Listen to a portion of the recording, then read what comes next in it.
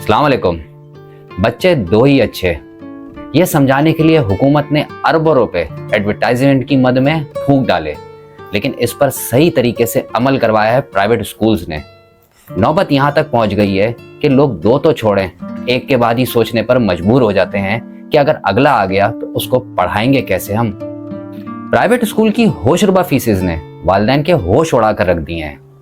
मजे की बात यह है कि आपको प्राइवेट स्कूल से स्कूल की किताबें, स्कूल का यूनिफॉर्म, स्कूल की वैन, ये सब मिल जाएगा।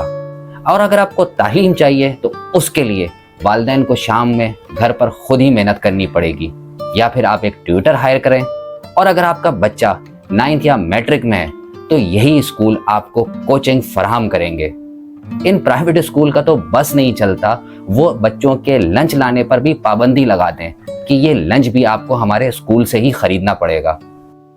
मजे की बात यह है कि प्राइवेट स्कूल वाले सिर्फ स्टूडेंट और वालिदैन के साथ ही अपनी मनमानियां नहीं करते, ये टीचर्स के साथ भी यही करते हैं। किसी जमाने में टीचर्स का एक रुतबा होता था, लेकिन आजकल प्राइवेट स्कूल वाले इंटर पास लड़के लड़कियों को हायर कर लेते हैं। तनख्वाहें उनकी बहुत थोड़ी सी होती हैं और काम जिस कदर लिया जाता है वो अल्लाह की पनाह। जरा सी बात पर इन टीचर्स को एक्सपीरियंस लेटर ना देने की धमकी दी जाती हैं। यहाँ तक कि गर्मियों की छुट्टियों में बच्चों से स्कूल की पूरी फीस ले ली जाती है, लेकिन इन्हीं टीचर्स को जो कि नए अपॉइंट होते हैं, गर्मियों की छुट्टियों में 1 रुपया भी नहीं दिया जाता। प्राइवेट स्कूल वालों ने शायद इब्ने इंशा की 1970 में लिखी गई नज़म को बहुत ही सीरियस ले लिया था। उन्होंने उर्दू की आखिरी किताब में नज़म लिखी थी, इल्म बड़ी दौलत है, तू भी स्कूल खोल, इल्म पढ़ा, दौलत कमा, फीस लगा, फीस ही फीस, पढ़ाई के 20, बस के 30, यूनिफॉर्म के 40, खेलों के अलग, पिकनिक के अलग, वैरायटी प्रोग्राम के अलग, लोगों के चीखने पर ना जा, दौलत कमा, इनसे और स्कूल खोल, इनसे और दौलत कमा, कमाए जा, अभी तो तू जवान है।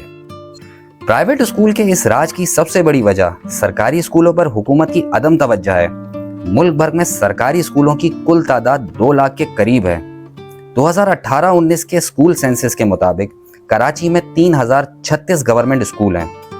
इन 3000 स्कूलों में से 1352 स्कूलों में खेलने का ग्राउंड ही नहीं है, 1207 में पानी की सहूलत ही नहीं है, 567 स्कूलों में वॉशरूम ही नहीं है, 873 स्कूलों में बिजली ही नहीं और 557 स्कूलों की मैनेजमेंट ही नहीं।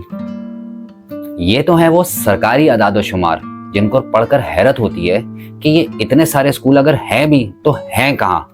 हम अपने इर्द गिर्द नजर दौड़ाते हैं तो हमें इक्का दुक्का ही कुछ फंक्शनल गवर्नमेंट स्कूल नजर आते हैं, और जो स्कूल फंक्शनल भी हैं उनका हाल इस कदर बुरा है कि वहां पर 100 से ज्यादा बच्चों पर एक टीचर मौजूद है, सिलेबस तकरीबन आउटडेटेड हो चुका है और इम्तिहान के ज़माने में नकल अपने उरूज पर होती है। इन हालात को देखकर वालिदैन बेचारे मजबूर हो जाते हैं अपने बच्चों को प्राइवेट स्कूल में डालने पर, लेकिन वहाँ पर स्कूल में एक्स्ट्रा करिकुलर एक्टिविटीज़ के नाम पर हर महीने वालिदैन से पैसे बटोरे जाते हैं। लेट फीस होने की सूरत में बच्चों को क्लासरूम से बाहर निकाल दिया जाता है, या फिर उनका नाम स्कूल से काटने की धमकी दी जाती है। इतनी बड़ी प्राइवेट स्कूल की लूट मार पर कोई इदारा, कोई NGO बोलने को तैयार नहीं है। हुकूमत अगर इस मामले में प्राइवेट स्कूल की मनमानियां ख़त्म नहीं कर सकती तो खुदारा गवर्नमेंट स्कूल की हालत ही बेहतर बना ले। अगर नए स्कूल कायम करने के लिए आपके पास फंड्स नहीं हैं तो जो बचे कुचे स्कूल रह गए उनको ही बेहतर कर लीजिए।